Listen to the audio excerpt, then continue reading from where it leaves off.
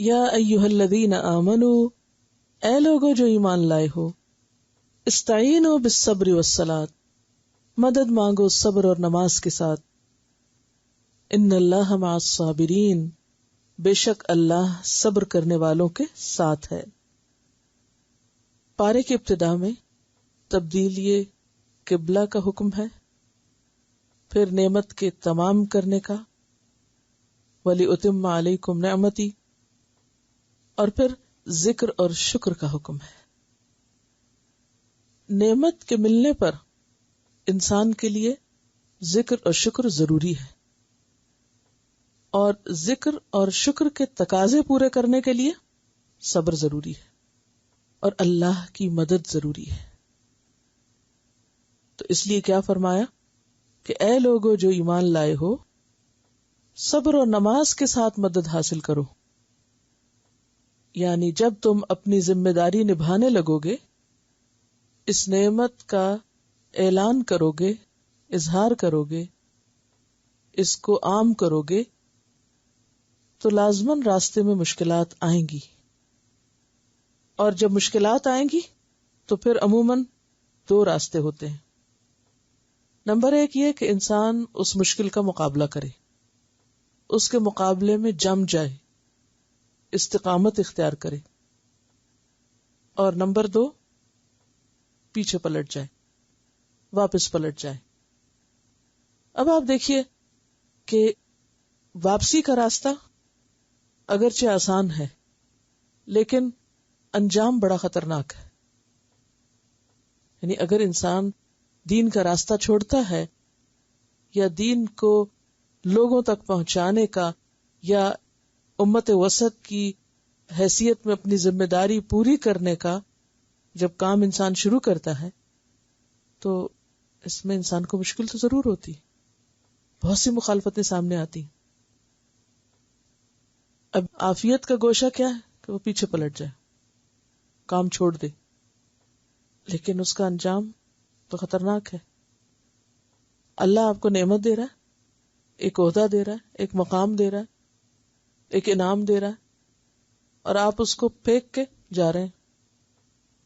اس کو ایک چھوٹی سی مثال سے سمجھیے کہ مثلاً اگر فوج میں کسی شخص کی ترقی ہوئی اور وہ جرنیل بن گیا، تو جرنیل بننا کیا ہے؟ ایک مقام ملنا ہے نا، لیکن ساتھ ہی کیا ہے؟ ذمہ داری میں اضافہ۔ اب اگر یہ جرنیل یہ سوچے کہ اگر کوئی جنگ ہوئی، یعنی ویسے میں جرنیل رہوں گا، شوق سے اس عہدے کو قبول کروں گا، لیکن اگر کہیں کوئی جنگ کا خطرہ ہوا تو میں ریزائن کر جاؤں گا اور چھوڑ کے گھر چلا جاؤں گا، تو آپ خود سوچیں کہ وہ کیا طریقہ اختیار کر رہا ہے، کیا رویہ اختیار کر رہا ہے۔ ایسے موقع پر اس شخص کو جسے دنیا میں اتنا بڑا عہدہ ملا، اس کا کیا فرض بنتا ہے کہ وہ بھاگ جائے، چھوڑ جائے، لوگوں کو مصیبت میں ڈال دے؟ وہ جم جائے۔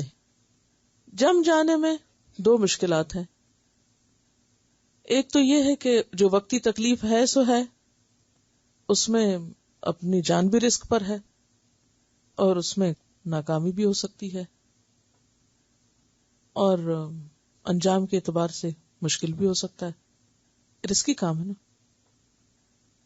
اور دوسرا راستہ کیا ہے، دوسری آپشن کیا ہے کہ وہ جنگ جیت جائے اور بہادری کے جوہر دکھائے اور پھر وہ ایک تمغہ حاصل کرے۔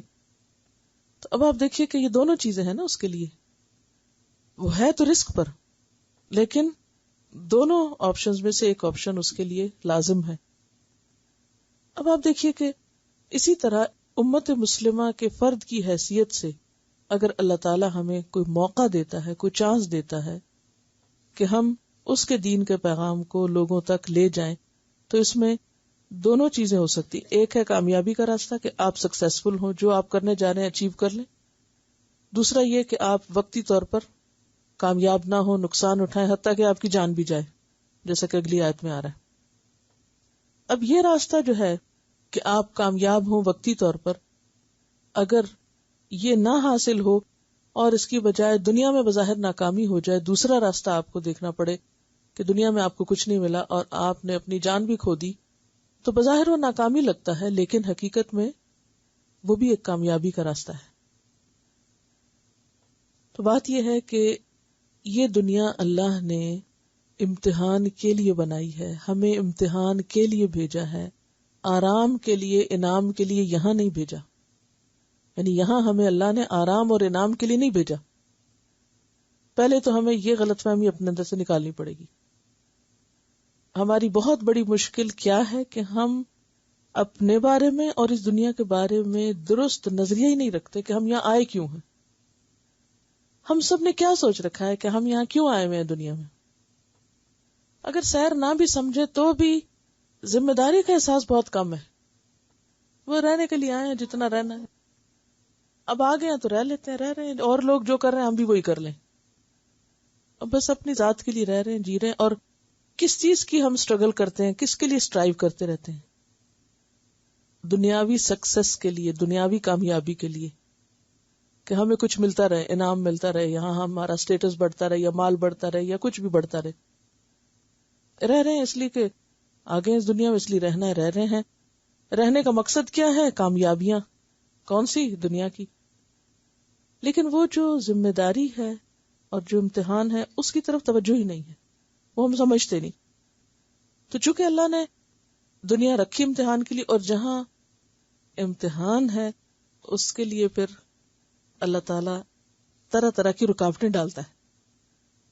ہمارے رستے میں طرح طرح کی رکاوٹیں آتی ہیں، مشکلات آتی ہیں، چاہے ہم اپنی ذمہ داری پوری کر رہے ہوں یا نہ کر رہے ہیں، دونوں طرح آتی ہیں، اور ان رکاوٹوں کا ذکر اگلی آیات میں تفصیل سے آ رہا ہے۔ اور سب سے بڑی رکاوٹ کب آتی ہے، یا دوسرے لفظوں میں کہیے کہ زیادہ رکاوٹیں کب آتی ہیں؟ جب انسان دوسروں کے لیے جینے لگتا ہے، دین کی خدمت کرتا ہے، دین کے پیغام کو عام کرنے لگتا ہے۔ یعنی یہ نہیں ہوتا کہ آپ اپنی ذات کے لیے جی رہے ہیں تو رکاوٹیں نہیں، جب بھی ہیں، لیکن رکاوٹوں میں کئی گنا اضافہ ہو جاتا ہے، مشکلات میں کئی گنا اضافہ ہو جاتا ہے جب آپ دین کے راستے پہ چلتے ہیں۔ مثلاً آپ دیکھیے، کل بھی بات ہوئی تھی کہ بعض اوقات ہم ایک مجلس میں ہوتے ہیں تو اتنے لوگ ہم پہ الغار کر دیتے ہیں، مشکل ہے، ایک حقیقت ہے، بالکل صحیح فرمایا انہوں نے۔ آپ دیکھیے کہ جب ہم دین کی تبلیغ نہیں بھی کرتے یا دین کی طرف نہیں بھی تھے تو بھی مشکلات تو تھی نا زندگی میں، کہ نہیں تھی؟ نوعیت مختلف تھی، کیونکہ زندگی ہے جو ٹیسٹ، مشکلات سے بغیر کوئی خالی نہیں۔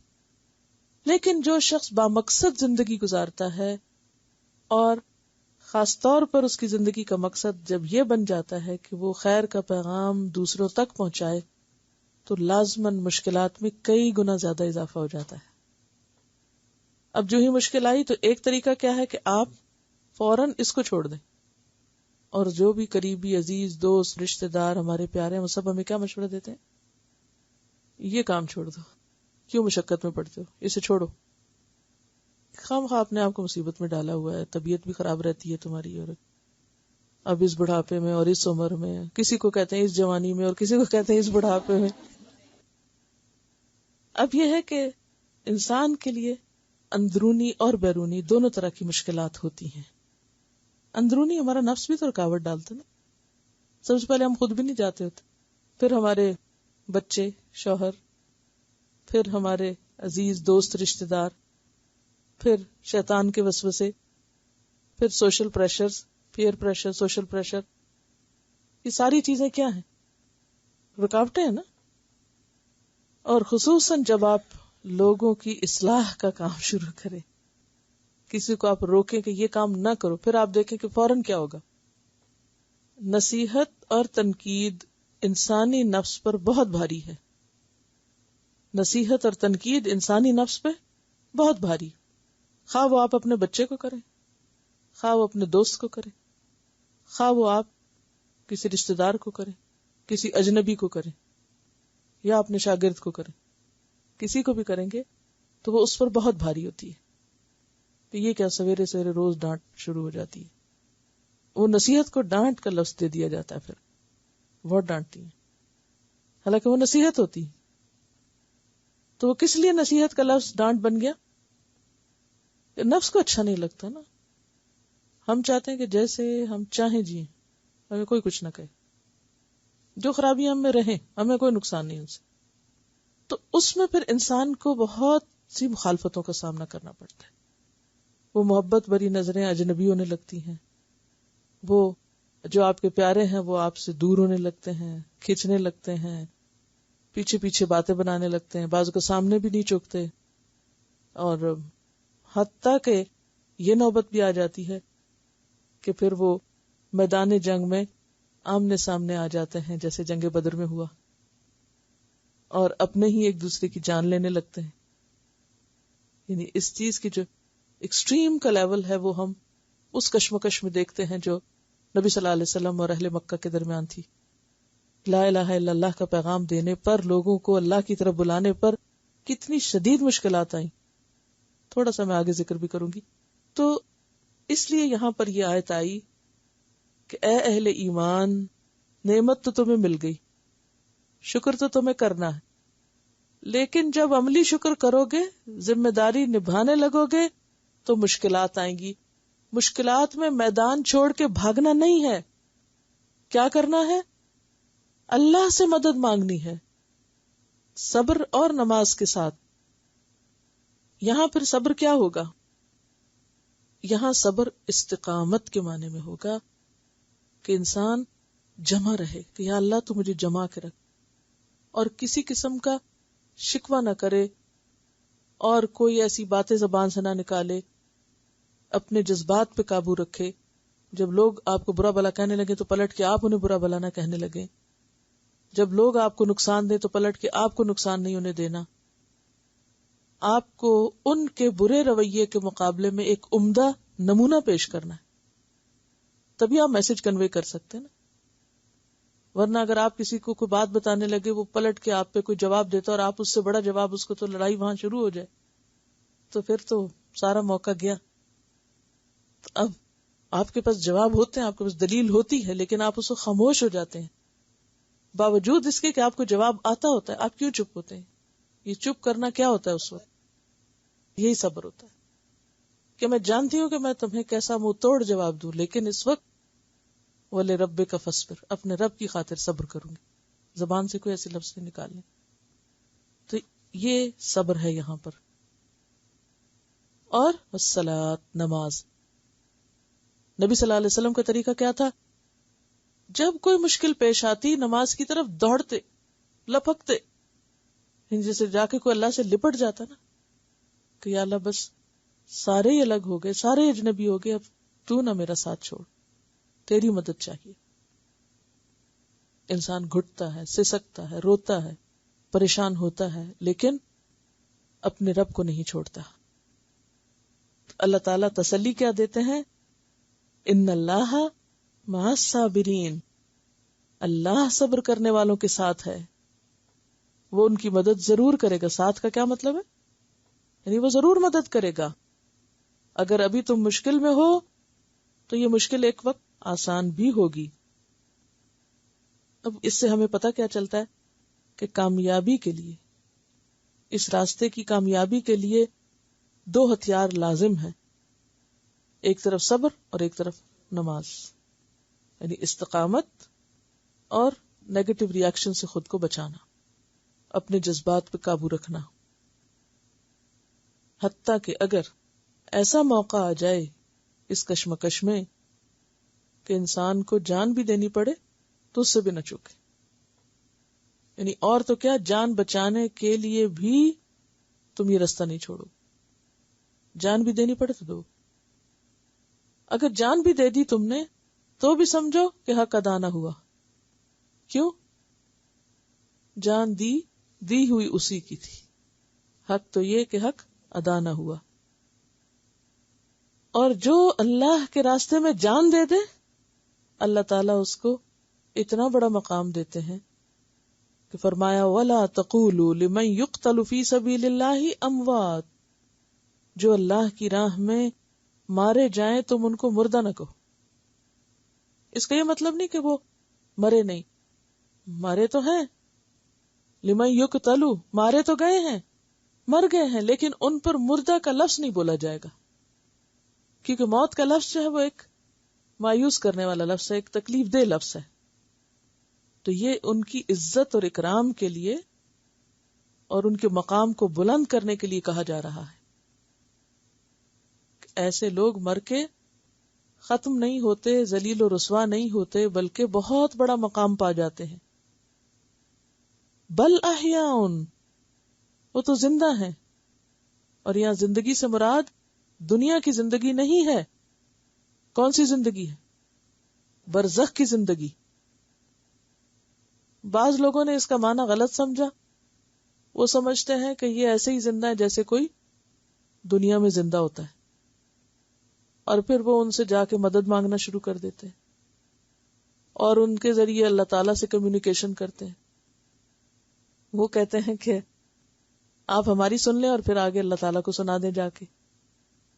حالانکہ آپ بھی اتنے ہی حقدار ہیں اللہ سے باتیں کرنے کے جتنے وہ شہید ہو کے کر سکتے ہیں. آپ کا بھی رب اتنا ہی آپ کا ہے جتنا ان کا ہے. لیکن یہاں سے شیطان انسان کو ایسے رستوں پہ لے جاتا ہے جس سے بعض اوقات شرک ہو جاتا ہے. تو یہ زندگی برزخ کی زندگی ہے.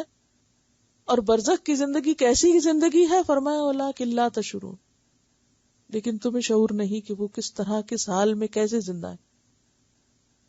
ان کا کچھ حال تو ہمیں احادیث سے پتہ چلتا ہے کہ ان کی روحیں مرنے کے بعد کہاں جاتی ہیں. ویسے تو سب کی روحیں اوپر چلی جاتی ہیں، دنیا میں کوئی نہیں بھٹکتی ادھر ادھر. یہ جو ہم کہتے ہیں نا روحیں بھٹکتی پھر رہی، کوئی دلیل نہیں اس کے پیچھے. اور یہ کہ ہر جمعرات کو گھر واپس آتی ہیں، کوئی دلیل نہیں. وہ کہہ رہی ہیں 1 سال تک آتی رہتی ہیں، یہ کہہ رہی ہیں کہ بعض کہتے ہیں جتنے سال زندہ رہے اتنے سال وہ پھر زمین پہ رہتی ہیں. تو یہ سب من گھڑت باتیں. کس نے دیکھی روح آتی؟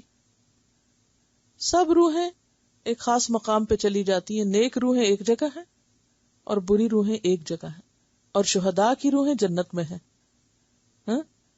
اس کے لیے قرآن پاک کی ایک آیت بھی آتی ہے، بل احیاء عند ربہم یرزقون، کہ ان کو باقاعدہ رزق بھی ملتا ہے، یعنی شہیدوں کو. فرحین، وہ خوش ہوتے ہیں، بما آتاہم اللہ من فضلہ، اللہ اپنے فضل سے جو انہیں عطا کرتا ہے. وَيَسْتَبْشِرُونَ بِالَّذِينَ لَمْ يَلْحَقُوا بِهِمْ، اور وہ ان لوگوں کے بارے میں بھی خوش ہوتے ہیں جو ان سے ابھی نہیں ملے، من خلفہم، جو ان کے پیچھے ہیں ابھی دنیا میں.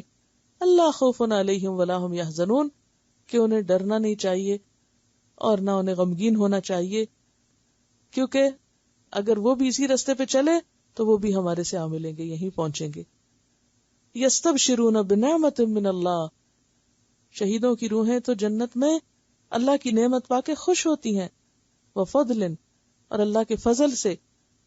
وان اللہ لا یضیع اجر المؤمنین، اور بے شک اللہ مومنوں کا اجر ضائع نہیں کرتا. 169 سورۃ آل عمران. رسول اللہ صلی اللہ علیہ وسلم نے فرمایا، شہداء کی روحیں سبز پرندوں کے جسم میں ہوتی ہیں.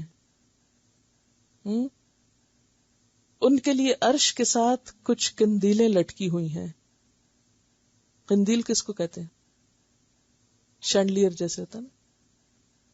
یہ روحیں جنت میں جہاں چاہتی ہیں سیر کرتی پھرتی ہیں، پھر ان قندیلوں میں واپس آ جاتی، یعنی ان کا مقام وہ ہے.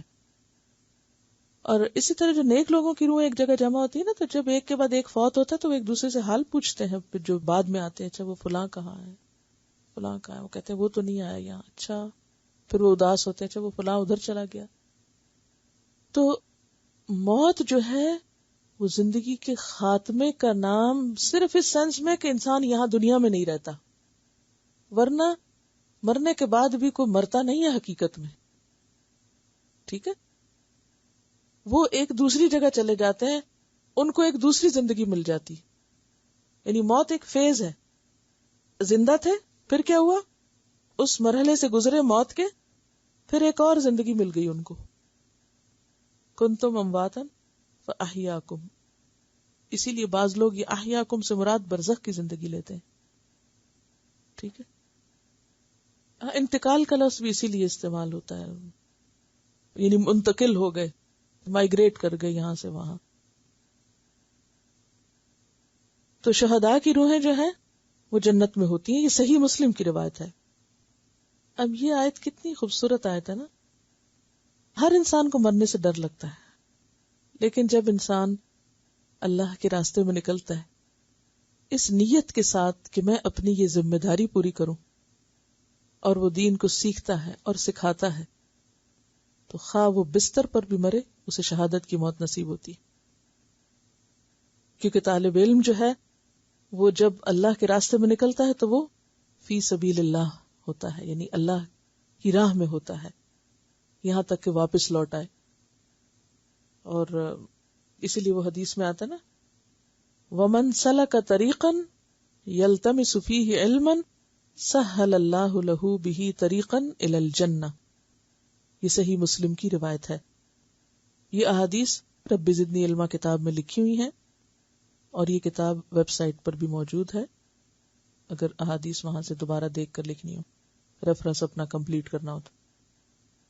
تو بات یہ ہے کہ جو علم کے راستے میں نکلتا ہے اللہ اس کے لیے جنت کا راستہ آسان کر دیتے ہیں. تو یہ کس معنی میں ہے کہ وہ بھی اسی قافلے کا مسافر ہو جاتا ہے، کیونکہ آپ اقوام عالم کو اللہ کا پیغام کیسے پہنچا سکتے ہیں جب تک آپ کو خود ہی نہ پتا کہ پیغام ہے کیا. تو اس کا پہلا سٹیپ کیا ہے کہ خود جاننا، سیکھنا، معلوم کرنا. اور جب آپ معلوم کرتے ہیں تو آپ گویا اس ذمہ داری کو ادا کرنے کا کام شروع کر چکے ہیں. یعنی وہ جو ذمہ داری ہے نا ہم پر کہ ہم دوسروں کو بتائیں، اس کا آغاز ایک طرح سے کب سے ہو جاتا ہے؟ جب آپ سیکھنے کا عمل شروع کر لیتے ہیں، جب آپ خود لینے والے ہو جاتے ہیں، اس ورثے کو آپ لے لیتے ہیں، اون کرتے ہیں، پھر آپ اس کو دینے والے بنتے ہیں. تو اسی لیے پھر جو شخص اللہ کے راستے میں نکلتا ہے وہ فی سبیل اللہ شمار ہوتا ہے.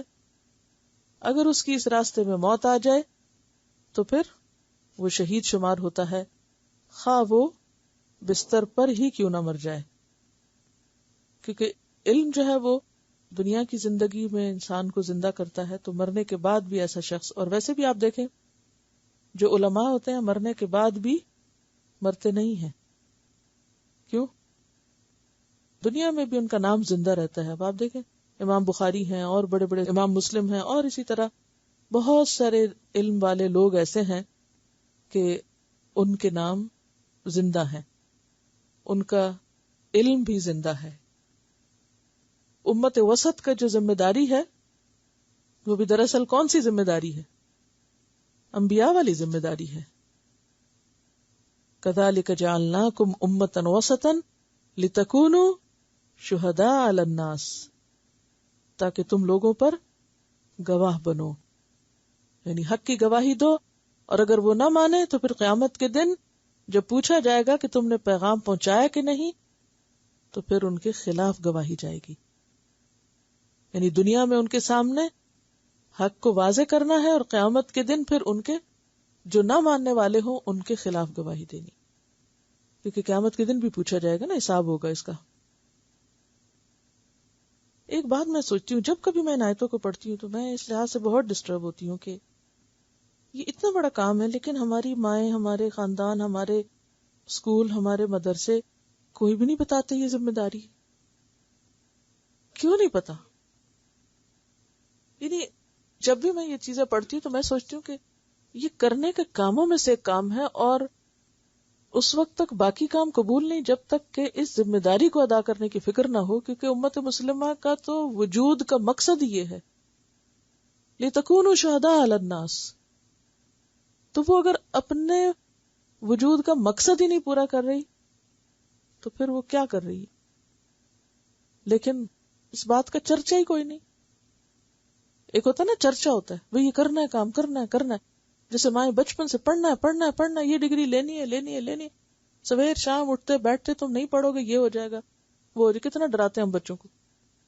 پتہ نہیں آپ ڈراتے ہیں کہ نہیں. ہم تو اکثر ہی بچوں کو کہتے ہیں اگر تم نے نہ پڑھا دیکھو تمہارا حال کیا ہوگا.